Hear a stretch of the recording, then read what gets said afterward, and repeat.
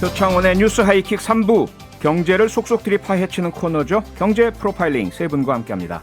김윤경 기자, 김치형 기자, 김유리 리포터, 어서 오세요. 안녕하세요. 안녕하세요. 지금 유튜브로 생중계되고 있습니다. 유튜브 댓글도 저희가 실시간으로 다 확인을 하고 있으니까요. 유튜브에서 표창원의 뉴스 하이킥을 검색해서 들어와 주시면 감사하겠습니다. 김유리 리포터, 첫 번째 이슈부터 전해주시죠. 네.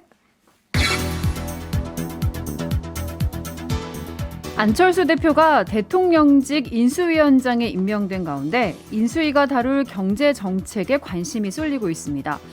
특히 최저임금 인상 등 소위 소득주도 성장과 부동산 정책 등 사실상 실패로 여겨지는 문재인 정부의 경제 정책들을 어떻게 손볼지 경제계가 촉각을 곤두세우고 있습니다. 네, 부동산 문제도 당연히 그렇지만 최저임금 정말 많은 분들에게 영향을 미치는 정책이잖아요. 받는 사람도 정말 많으시고, 그렇죠. 뭐 주는 기업 사업자들도 많으시고요. 저임금 근로자들을 보호하기 위해서라고 하지만 네. 어떻게 보면은 노동을 제공하는 거의 모든 사람에게 하한을 제공을 하고 있기 때문에 안전판이라고 볼 수가 있는 게 최저임금이잖아요. 그렇죠. 근데 이 최저임금을 이제 문재인 정부에서 많이 올렸다라고 이야기를 하고 있죠. 그러면서 이제 그 소득주도 성장에 정책이 잘못됐었다라고 하기 위해서 그걸 되돌려 놓기 위해서 최저임금에 대한 대대적인 수정을 예고를 한 게 윤석열 정부죠. 네. 예. 그 윤석열 당선인이 사실 선거 과정에서 예. 말씀하신 대로 최저임금 손보겠다는 그런 식의 발언을 굉장히 많이 하셨잖아요. 그렇죠? 네. 물론 이제 문재인 정부 때 그 최저임금의 인상폭이나 이런 걸 들으면 굉장히 많이 올랐다라고 생각하실 수는 있는데, 그러니까 문재인 정부의 최저임금 인상률이 한 41% 정도 되거든요. 41.5%예요. 근데 이게 박근혜 정부 때 인상률 보면 41.2%거든요. 아, 예. 그러니까 거의 40%로 거의 비슷하게 올랐는데 네. 이게 4,000원에서 6,000원이 된 거랑 6,000원에서 9,000원이 된 거랑 사람들의 이제 느낌이 좀 다른 거고요. 느낌이 확 네. 달라요. 그리고 문재인 정부 초기에 워낙 좀 인상률이 높았습니다. 그러니까 문재인 정부 1차 년도 2018년도에 16%를 올렸고 네. 2차 년도에 10.9%를 올렸으니까 이 두 해 때문에 강력한 인상이 나왔던 거죠. 근데 정권의 색깔하고 상관없이 시대 상황에 따라서 최저임금은 올라갈 수밖에 없는 구조고 네. 당초에 처음에 조금 올리고 뒤에 많이 올려주느냐 또는 앞에 많이 올리고 뒤에를 못 올리느냐의 차이인 것 같거든요. 그렇다면 아마 다음 정부에서도 초기에는 그 과도한 인상에 대한 부정적인 여론이 많기 때문에 네. 이 부분을 좀 의식해서 조금 최저임금의 인상률을 최대한 낮출 가능성이 높은데 결국에는 여기에 대한 불만이나 이런 것들이 터져 나오기 시작하면 또 정권 후반기에는 인상률이 높아질 가능성이 있다. 저는 그렇게 봅니다. 네. 네. 사실상 2017년에 제가 기억하기로 거의 모든 대선 후보들이 최저임금 1만 원 공약을 네. 맞아요. 저도 맞아요. 기억나요. 예. 네. 그런데 실제 달성을 못했고요. 그런데 이번 대선에서는 오히려 최저임금 인상을 이야기한 후보는 잘 기억에 나지 않고요. 네. 네. 그런데 그런 분위기를 보시면서 사실 가장 많은 기대를 하고 있는 분들이 편의점주 또 자영업자 이분들은 혹시 윤석열 후보의 공약처럼 최저임금이 낮아지지 않을까라는 기대를 하실 텐데 현실적으로 가능할까요? 일단 윤석열 후보, 그러니까 당선자가 후보일 때 이야기를 하기로는 네. 정부가 민간 임금을 보전해 줄 수 있다는 얘기를 했어요. 아, 예, 그 얘기 때문에 지금 이제 기대들을 걸고 있는 분들이 있는 것 같은데 네.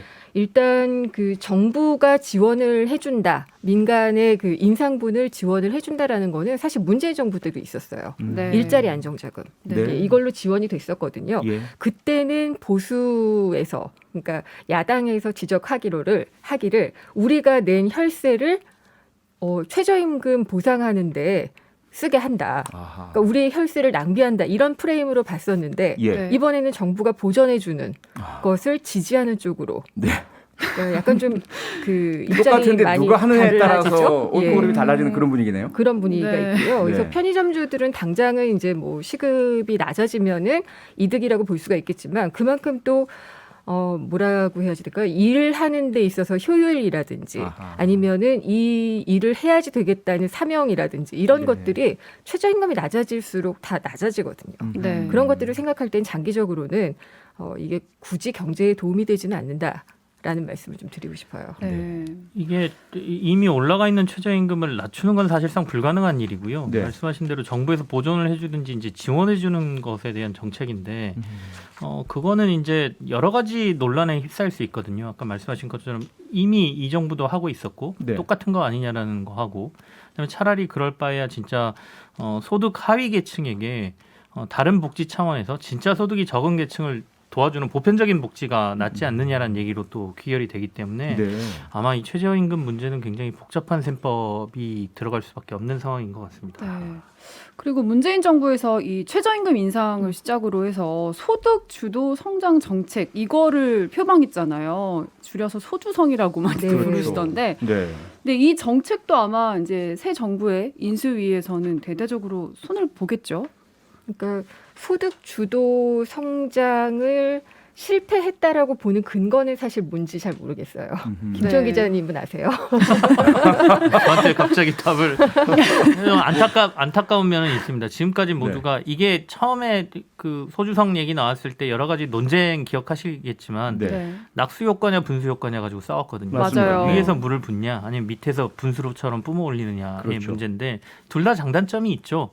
근데 지금까지 전부 낙수 효과를 해왔기 때문에 이번에는 한번 분수 효과 한번 해보자라는 차원이었거든요. 네. 근데 결국엔 대외적인 경제 환경부터 시작해서 여러 가지가 영향을 미치면서 예. 성공하지 못했다라는 평가를 지금 받는 건데 네. 경제에는 정답은 없습니다. A 아니면 B다가 아니거든요. 예. 그래서 경제 분야에서 이거를 실패라고 보기보다는 보완하는 차원에서 낙수와 분수 두 개가 결합되는 차원의 경제 정책이 필요한 거지. 네. 이거 다 없애고 다시 낙수로 간다면 그것도 문제가 좀 있을 거라고 보입니다. 이런 네. 시각 아닐까요? 소주성의 실패를 주장하는 분들은 네. 통계 지표상 고용률 향상 안 됐고, 그 다음에 경제 성장률 네. 예상보다 밑돌았고, 그리고 전반적으로 그 경제 자체가 좀 침체되어 있고 이런 부분들 지적하는 거 아닐까요? 근데 이제 그런 거시경제 지표들이 과연 이 소득주도 성장을 하는 그런 정책 때문에 영향을 받았을까? 예. 아니면 아까 말씀하신 대로 대외 변수들, 코로나라는 아주 큰 맞아요. 변수가 있었고요. 네. 그다음에 지금 또 러시아 문제도 있고 네. 네. 이런 대외 변수들이 다 조정의 요인이 됐기 때문에 저는 그게 좀 가만히 돼야 된다고 생각을 하고 있고요. 예. 그다음에 이제 소득주도 성장을 정부가 끌고 나가는, 그러니까 정부 주도의 어떤 정책에도 이제 시장 중심으로 가야지 된다라는 말로 되돌림을 하려는 그런 의지를 보이고 있잖아요. 네. 네. 그래서 지금 민간이 주도하는 공정 혁신 경제를 내세우고 있는 게 이제 새 정부의 기치인데 네. 사실 근데 시장이 활력을 가지고 있고 그렇다면은 이렇게 가면 돼요. 민간에 맡겨놔도 돼요. 근데 그렇죠. 지금 시장에 활력이 없고 글로벌 환경도 좋지 않고 그렇기 때문에 저는 정부에 보이는 손이 필요한 그런 상황이라고 생각을 하고 있거든요. 네. 네. 그래서 재정도 풀어야지 되고 이런 얘기도 지금 새 정부도 하고 있고요. 네. 근데 이런 정부의 역할을 하지 않는다고 시장에 활기가 생길 수 있을까? 저는 그게 좀 의문입니다. 네. 네. 저희도 잠시 광고 듣고 바로 돌아오겠습니다. 네, 경제 프로파일링 김윤경 기자, 김치형 기자, 김유리 리포터 세 분과 함께 윤석열 정부, 윤석열 인수위에서 다룰 경제 정책들 짚어보고 있습니다. 네. 그리고 또 인수위가 당장 손볼 걸로 예상이 되는 정책 중에 대출 쪽, 대출 총량 규제인 것 같은데요. 이거는 국회에서 뭐 법을 고치거나 할 필요가 없는 건가요? 네, 그렇습니다. 이거 법으로 규제했던 게 아니기 때문에 네. 금융당국이 은행들의 지침을 내리거나 이러면서 만들어진 거거든요. 네. 그렇기 때문에 금융당국하고의 협조만 이루어진다라고 하면 이 총량 규제 원칙이나 뭐 이런 것들은 충분히 바뀔 수 있는 부분인데 예. 다만 이제 이런 상황에서 대출을 얼마만큼 풀 수 있느냐는 정부도 고민을 할 것 같습니다. 왜냐하면 시장에 돈이 풀리는 것 자체가 인플레이션을 자극하는, 그러니까 물가 상승을 자극하는 요소거든요. 네. 글로벌이 전부 지금 금리 인상을 하면서 조금 시중에 풀어진 돈을 끌어들이려고 하는 상황인데 네. 어떻게 보면 반대 정책이기 때문에 이 부분은 하고 싶어도 하지 못할 수도 있고요. 근데 다만 부동산 쪽을 보면 또 해줘야 되는 정책이고 그래서 고민에 좀 빠질 상황인 것 같습니다. 네. 네, 어쨌든 뭐 정부가 바뀌었고 선거 결과가 어떤 선택을 국민들이 하셨기 때문에 바뀐다는 것에 대해서 어느 정도 우리가 예상과 또 준비를 하긴 해야 되겠지만 지난 정권 문재인 정부의 정책을 모두 뒤집는다? 이것만이 다 답은 또 아니지 않을까요? 특히 대출 총량 규제는 도입한 어떤 명확한 이유가 있었지 않습니까? 예, 방금 말씀하신 대로 시중에 많은 돈이 풀리면서 자산 가격이 급등을 하는 네. 이런 부작용이 있었잖아요. 부동산이라든지 또 증시도 화랑이었고 그랬는데 이제 그 부작용을 막기 위해서 그러니까 대출 증가세를 낮추기 위해서 만들었던 게 총량 규제였는데 네. 요거를 푼다라고 하면은 다시 자산 시장에 유동성이 들어가면서 예. 버블을 일으킬 가능성도 있고요. 네. 그게 인플레를 우려하게 될 수도 있는 그런 부분이고 네. 방금 부동산을 생각해서도 라고 말씀을 하셨던 것 같은데 김치영 기자가 부동산을 생각할수록 대출은 저는 총량 규제도 계속 가져가야지 된다고 생각을 하는 쪽이고요. 아하. 그다음에 또 DSR이나 LTV 같은 경우에도 다 완화하겠다고 이 정부 공약은 그렇거든요. 예. 근데 그렇게 됐을 때의 부작용, 우리가 부동산 가격이 너무 급등했던 음흠. 이 부작용을 전 정부의 실패라고 하면서 다시 만들어낼 가능성이 있기 때문에 그 점이 지금 말씀은 우려됩니다. 대단히 간단한 그 시장 논리 아닌가요? 돈이 많아지면 네. 가격이 올라가는? 예. 그러니까 그런 점에서 네. 약간 좀 앞뒤가 맞지 않는 부분이 있는 것 같습니다. 네. 그리고 또 많은 관심을 끌고 있는 새 정부 정책이요. 청년 도약 계좌 아닙니까? 청년 1억 통장 이렇게 불리고 있다면서요? 네, 그렇습니다. 그러니까 지금 그 청년 저축 계좌라고 해서 정부가 내놓은 계좌 말고 이 윤석열 당선자가 내놓은 청년 도약 계좌라는 게 있거든요. 네. 그러니까 이거를 최대 한 달에 70만 원씩 넣을 수 있는 구조인데 소득에 따라서 한 3개 계층으로 나누고요. 네. 본인이 넣을 수 있는 금액 플러스 정부 지원금 이렇게 해서 70만 원을 만들어준다는 얘기예요. 예. 그래서 연소득이 2,400만 원 이하의 가입자는 30만 원을 내면 40만 원을 정부가 주고 아하. 2,400만 원에서 3,600만 원 사이는 50만 원을 넣으면 20만 원을 정부가 지원해 주고 그러니까 네. 소득이 높을수록 정부 지원금이 좀 줄어드는 방식이거든요. 그렇게 네. 해서 10년 동안 쌓이면 연 3.5%의 이자에 비과세 혜택까지 하면 1억 원을 모을 수 있다라는 거기 때문에 예. 네. 관심은 굉장히 많을 걸로 보입니다. 네. 근데 우리 얼마 전에 이 시간에 얘기했던 네. 청년 희망 적금인가요? 네. 그거랑도 똑같아요. 예 비슷한 것 같고 얘기를 들어보니까 뭔가 금액도 1억 이렇게 들리니까 1억을 혜택도- 만들어주는 네 예. 혜택도 훨씬 좋아 보이는 것 같고요. 근데 이제 청년 희망 적금을 얘기할 때 그 구조랑 같은데 네. 이번에 소득 제한이 없다는 게 이제 특징이고요. 네. 근데 그 청년 희망 적금 때도 저희가 이제 문제점으로 지적을 했던 게 재원이었잖아요. 네. 문제는 돈입니다.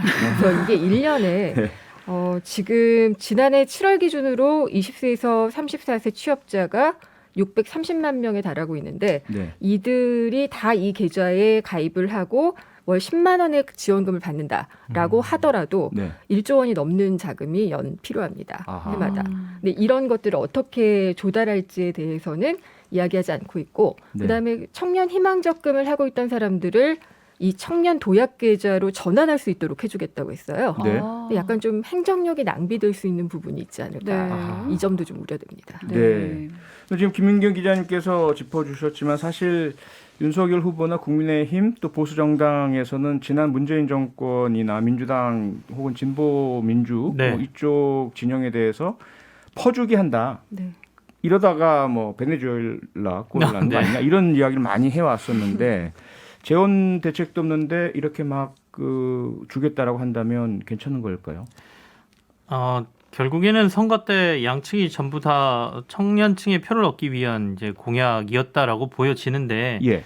과연 이걸 실제로 해낼 수 있을 만한 재원을 어떻게 마련하느냐는 정말 문제가 될 것 같고요. 더군다나 이게 10년 상품이잖아요. 예. 그러니까 10년 동안으로 계산하니까 1억 원이라는 큰 돈이 나오지만 아하. 10년 동안 유지해야 된다는 조건이 또 있거든요. 그렇죠. 그러니까 얼마만큼 아까 소득이 3,600만 원, 뭐 2,400만 원 이하의 분들이 네. 한 달에 30만 원, 50만 원 사이의 돈을 10년간 꾸준히 불입할 수 있느냐의 문제도 네. 나중에 이제 여러 가지 문제를 나올 것 같고요. 예. 예산 문제가 가장 큰 것 같습니다. 네. 네. 그 문제 2주 전에 짚어봤잖아요. 청년 희망 적금도 마찬가지로 중도 해지할 수 있는 네. 청년들이 많으실 텐데 네. 그분들께는 어떤 대책도 없는 것이 문제고요.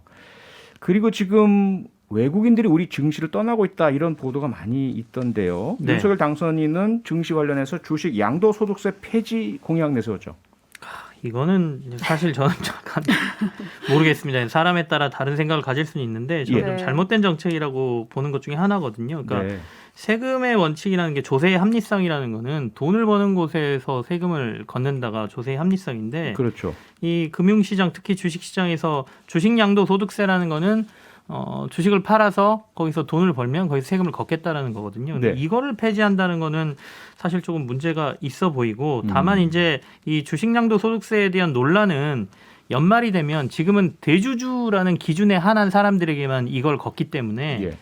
주식을 많이 보유한 사람들이 갑자기 주식을 팔아서 주가가 떨어진다라는 게 좀 논란이긴 했어요. 네. 그래서 이걸 정책의 방향은 모두에게 걷겠다였거든요. 대신에 거래세를 점점 폐지하는 차원으로 가서 네. 그냥 이득을 얻든 아니면 손실을 받든 그냥 내는 거래세 말고 예. 실제 번 사람에게 세금을 걷겠다라는 게 원칙이었는데 이게 이제 뒤집어지는 거니까 네. 네. 이건 조세의 형평성이라든지 아니면 조세의 합리성에서 좀 어긋나는 정책 아닌가 싶습니다. 네. 그래도 오늘 보니까 LG 에너지 솔루션 예, 이 종목이 굉장히 많이 떨어졌던데 공매도 폭탄이 떨어졌다. 예, 이렇게 얘기하더라고요. 공매도 관련 공약도 있었던 것 같은데요. 네, 일단 이것도 개인 투자자들이 불만을 많이 갖고 있는 네. 뭐 그렇죠. 사실 동학 개미 운동이 일어났을 때 네. 예, 이걸 가지고 많이 얘기를 했었는데 네. 외국인과 기관에 비해서 개인들이 담보해야지 되는 비율이 좀 높기는 해요. 음. 그거를 좀 조정을 해주겠다라고 이야기를 했고 그다음에 공매도 서킷 브레이커라고 해가지고 공매도 때문에 이 주가 하락이 과도할 경우에는 자동으로 매매가 금지되는 그런 제도도 만들겠다. 네. 그리고 역시나 형사처벌을 엄정 대응하도록 하겠다. 네. 이런 얘기들이 좀 있기는 해요. 근데 이제 공매도를 막는 거는 뭐 그런 식으로 할 수 있지는 모르겠지만 어쨌든 그 담보 비율이라고 하는 것도 이 부분은 여기까지 말씀드려야 될 것 같네요. 네, 네.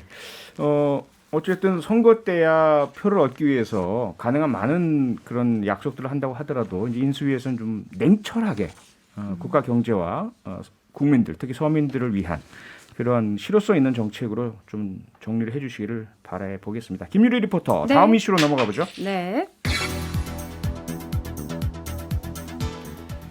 세계 금융시장의 이목이 이번 주 미 연준의 기준금리 인상 결정에 쏠리고 있습니다.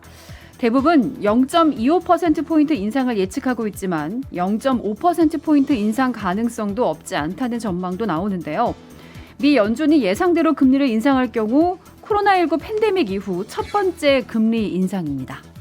우리 시각으로 목요일 새벽 발표죠. 네. 금리 인상 폭이 어느 정도냐가 문제지 인상 자체는 이미 기정사실화되고 있는 것 같습니다. 네, 인상폭도 빅스텝 그러니까 0.5%포인트보다는 네. 0.25%포인트로 베이비 스텝을 하고 다음 이제 통화 정책의 방향을 알리는 것이 그러니까 시작을 하는 것이 이번에 관건이라고 보시면 될 것 같아요. 예. 근데 제롬 파월 연준 의장도 일단 0.25%포인트라는 숫자를 한번 이야기를 하기도 했고요. 네. 첫 금리 인상이기 때문에 시장에 많은 충격을 주기보다는 우리가 이렇게 금리를 올리기 시작하면서 앞으로 좀 유연하게 대응해 나가겠다. 이런 걸 좀 보여주기 위한 그런 결정이 되지 않을까 싶어요. 네. 근데 지금 또 이 시국이 러시아와 우크라이나 간의 전쟁이 벌어지고 있는 상황이라는 점이 가장 이제 신경이 쓰이는데 네. 이게 이제 경제에 계속 영향을 주고 있는 상황이잖아요. 그래도 금리 인상은 해야 되는 건가 봐요. 그렇죠? 일단은 1번이 유가였죠. 유가가 워낙 많이 올랐고 미국은 네. 유가에 굉장히 민감한 국가이기 때문에 한 국제 유가가 $140 정도가 가면 미국에도 굉장히 큰 타격이다라고 하거든요. 네. 글로벌 IB들 얘기 들어보면 한 $140 정도의 유가라면 미국 한 가정에서 1년 동안 $1,000 정도의 소비 지출을 더 해야 된다. 이렇게 분석을 내놓기도 했어요. 그래서 네. 미국에서도 걱정은 있는데 그래도 일단 지금 금리를 안 올리면 인플레를 잡기가 힘들다라고 보기 때문에 금리는 올릴 수밖에 없다. 이렇게 보고 있는데 그래서 이번 FOMC 회의에는 금리는 인상될 거고 0.25%도 거의 확실시라고 보고 있는 것 같고요. 네. 재밌는 거는 FOMC 회의를 하면 거기에 들어가는 그 위원들이 점도표라고 해서 다음에 내가 언제쯤 금리 인상을 얼만큼 할까라는 점을 찍는 게 이벤트가 있습니다. 매번 하거든요. 네. 그래서 그걸 어디다 찍느냐가 도리어 더 관심입니다. 그러니까 향후에 얼마나 빨리 언제쯤 할 것이냐에 더 관심이지 이번 FOMC는 그냥 0.25% 라고 생각하고 있습니다. 네. 네. 그럼 예상대로 미국 금리 인상이 된다. 이럴 경우에 지금 뭐 보도를 좀 보니까요. 달러 스마일을 주시해야 한다 이런 얘기가 있던데 네. 이게 무슨 말입니까? 김윤경 기자님? 달러 스마일이라고 할 때 달러 스마일 커브라고 하거든요. 네. 곡선이 이렇게 웃는 모습, 웃는 입의 모습처럼 된다고 해서 그렇게 되는 건데 예. 이 세로축은 달러 가격이고요. 네. 가로축은 미국 경기가 위축되면서 좋아지는 것.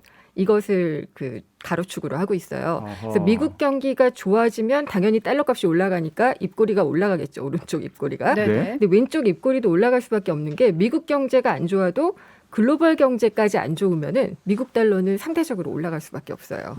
그래서 두 입꼬리가 올라간 스마일 모양이 된다고 해서 달러의 달러 스마일이다. 이런 얘기를 하고 있어요. 네. 그래서 지금 금리도 올릴 거고 금리는 돈값이니까 달러 값이 오르게 되니까 당연히 이제 달러는 강세를 보일 것 같고요. 아하.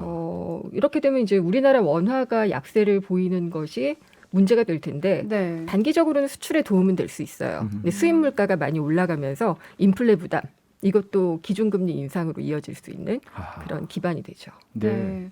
근데 어쨌든 지금 그 원달러 환율이 네. 굉장히 많이 오르고 있고 주가는 또 떨어지고 있고 뭔가 경제적으로 지금 금융시장이 좀 불안한 느낌이 드는데 말씀하신 달러 스마일이 우리나라의 경제에는 어떤 영향을 미칠지도 또 궁금해요. 상대적이어서 뭐 얼마까지 오르면 얼마나 피해 이렇게 보기는 힘들지만 네. 과도해지면 다 피해입니다. 그러니까 너무 떨어져도 피해, 너무 올라도 피해거든요. 그러니까 아까 말씀하신 대로 수출 기업에는 분명히 원화 되겠죠. 약세가 좋은데 네. 우리는 원자재를 수입해서 파는 국가다 보니까 네. 결국에는 물건을 사오는데 비싼 돈을 줘야 되잖아요. 그러니까 이게 결국엔 상쇄돼 버리는 문제고 예.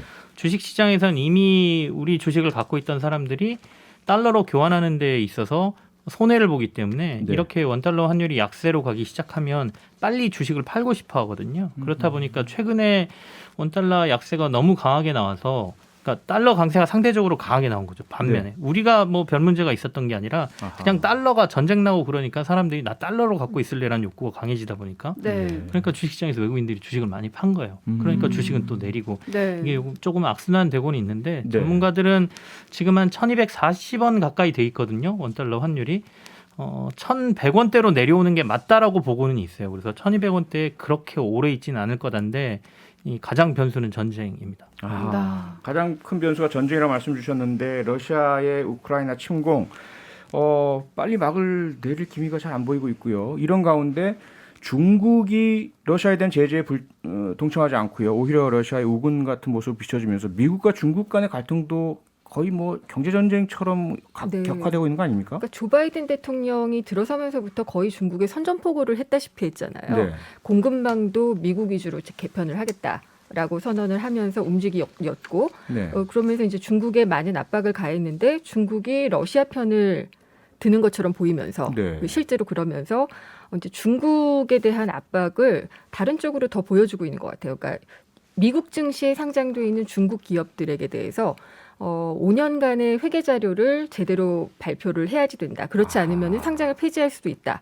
이런 외국 기업 문책법이라는 것을 통해서 네. 지금 상장 폐지 임시 리스트가 올라왔다고 그래요. 아. 이렇게 됐는데 그러면은 중국에서 제출을 하면 되잖아요. 예. 중국 정부가 그런데 못하러 제출을 하느냐라고 아하. 또 승인을 안 해주고 있대요. 예. 이런 것들이 하나하나씩 미국과 중국의 어떤 그 금융 전쟁 네. 이런 양상을 좀 보여주고 있는 것 같고요. 네. 근데 이렇게 되면 결과적으로 미국이 손해일 수 있어요. 아, 그래요? 미국이 글로벌 금융 허브로서 자리 잡고 있는데 네. 중국 기업들이 뭐 다 떨어져 나가고 뭐 이렇게 되면은 그 위상이 좀 흔들릴 수 있지 않겠느냐 네. 이런 지적도 있어요. 네. 네. 어쨌든 전쟁은 빨리 끝내야 될 것 같습니다. 네, 사실 제가 들어오기 전에 저희 제작진이 목소리 좀 밝게 해달라고 요구를 하셨는데 오늘도 좀 침울한 목소리로 뭐 최대 밝게 하신 네. 것 같습니다. 네. 다음 주 좀 좋은 소식이 있었으면 좋겠네요. 네, 다음 주에 더 좋은 소식으로 찾아뵙겠습니다. 경제 프로파일링 오늘은 여기서 마치고요. 지금까지 김치형 기자, 김윤경 기자, 김유리 리포터 수고하셨습니다. 고맙습니다. 감사합니다. 평일 저녁 6시 5분에 여러분을 찾아갑니다. MBC 라디오 표창원의 뉴스 하이킥.